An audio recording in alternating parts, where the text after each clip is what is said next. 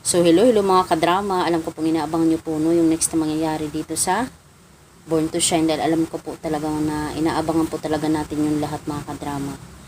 And alam naman po natin, yung talagang sobrang napakasakit po talaga kay Dara yung nangyari, na malaman niya nga po doon sa kanyang concert, dahil parang may hearing aid at itong si Dara, na parang maririnig niya yung boses kahit malayo.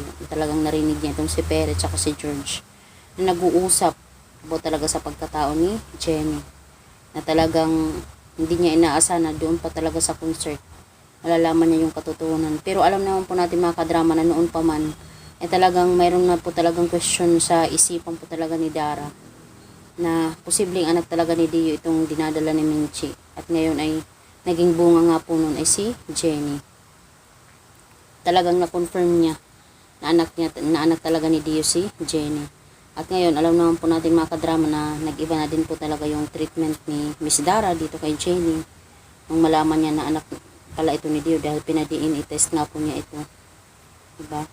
Dahil hindi lang po talaga siya doon nag-base sa kanyang narinig. Talagang pinadiin i-test pa talaga niya to. Talagang 99.9% po talaga yung match nila ni Dio o ni Megan, dahil magkapatid po talaga sila. At dahil nga po talaga dito mga kadrama, si Dara lang po talaga yung nakakaalam ng lahat ng kanyang nalalaman about sa pagkatao ni Jenny.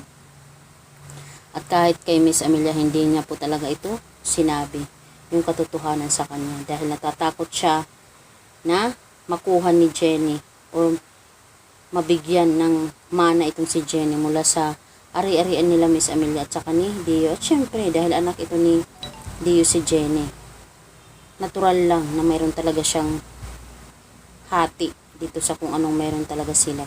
At alam ko naman po talaga na itong si Miss Amelia ay talagang sobrang magagalit po talaga ito dito kay Dara, dahil tinago niya nga po talaga yung katotohanan na apo niya pala itong si Jenny. Siyempre sino naman hindi lalambot ng puso pag nalaman mong apo mo pala yung batang yun, diba? Dahil alam naman po natin na noon mabait po talaga si Miss Amelia kay Jenny.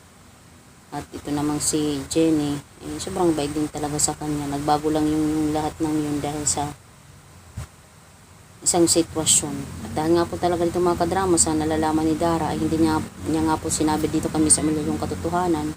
At itong si Miss Amelia ay sobrang galit na galit po talaga dito kay Dara, dahil sabihin ni Miss Amelia na alam mo na pala na apo ko si Jenny, pero hindi mo sinabi sa akin Dara, tinago mo sa akin, diba? Sobrang sakit po talaga yan para sa kanya.